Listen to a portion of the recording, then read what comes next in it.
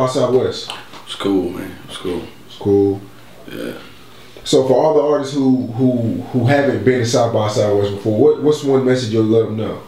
Oh man, you gotta take full advantage of it. You know what I'm saying? Like, you know, when them speakers playing out there in the street, you know what I'm saying? Every look is a good look. I don't care how you get it. You know what I'm saying? So at the end of the day, I just look at it like one thing about South by Southwest, man. You gotta take full advantage of it because you don't never know who watching or who listening. Houston culture, you know, back from, you know, 2005, 2006, it was about the swangers and the lean and, you know, the 84s and all that. But it seems like nowadays y'all pushing for something else, you know what I'm saying? What's the difference between then and now?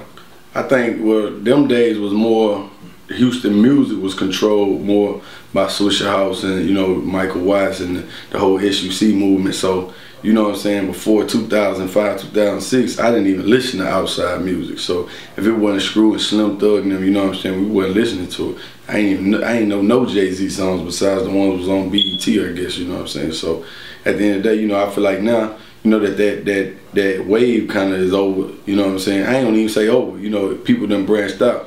I feel like now, you know what I'm saying, everybody's spinning their ears to different music and it's just allowing everybody to open up and do different stuff. Right.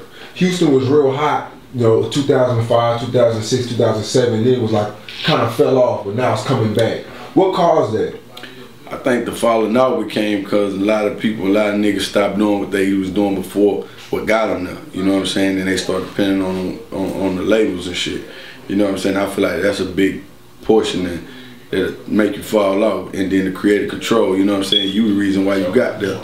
So, you know, you let another motherfucker come tell you not to do what got you there, that fucked the whole thing up. I believe shit coming back now, you know what I'm saying, because, you know, Lil Kirko came out, you know, he doing this thing, you know what I'm saying, and it just gave everybody a little thing that you can do it still, you know what I'm saying, because there was a big gap between the niggas who did it before us and then the niggas who doing it now. So, you know, Kirko, you know, he on the road doing this thing, so it just make us feel like, you know, it's still that chance, the opportunity's still there. Right. Now that Rich Off Lean, they hit blogs all across the nation with Boosie.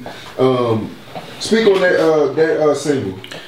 That record, man, the Boosie verse, man, I actually was one, if you go check the last days of Boosie out, you know what I'm saying, I was at his crib, you know what I'm saying, so, you know, he had did a record for me before he went to jail. I just never used it, you know what I'm saying, because back then I was gonna start rapping, you know what I'm saying, but then I wasn't feeling it at that time. So, you know, now that we back rapping, you know what I'm saying, we had put a record together, it was sounding pretty good, you know, we added the Future shit to it, and you know what I'm saying, we just dropped it. It was a pretty good song, you know, we knew it was gonna do what it needed to do. Right. So Molly, your song Molly, did you expect for it to get that big? Fuck no. Fuck no. You know what I'm saying, that shit was me bullshitting around. You feel me? I really be on that shit. So, you know, at the end of the day, you know, I was just bullshitting around, and then, you know, I seen the people in the studio vibing to it night after night for months before we even took it anywhere. And then as I started growing in the crowds and in the, you know, people really fucking with it, that's what made me feel like, okay, let me put some legs on it. Man, when I wouldn't have to be there, you know what I'm saying, with me being a CEO and also trying to push other artists, you know what I'm saying, like, you know, I know how hard it is to get a person to really play a record when you're not there. You know what I'm saying? A hit record get played when you're not there.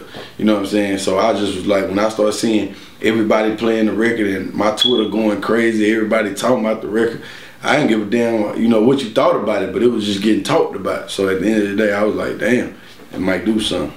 Man, I'm finna drop a record with me, Rick Ross, and Slim Thug, man, called Greatness, you know what I'm saying? It's really like destined for greatness. I feel like, you know what I'm saying, how far I've grown from the time I started to right now, you know, I feel like shit, I ain't finna do nothing but get better. You know what I'm saying? And the niggas that you know, that's on the record, like Ross, from the point where I first hear him to the point where he at, bam. You know, even Slim, like, Slim one of the hardest hustling niggas I ever seen.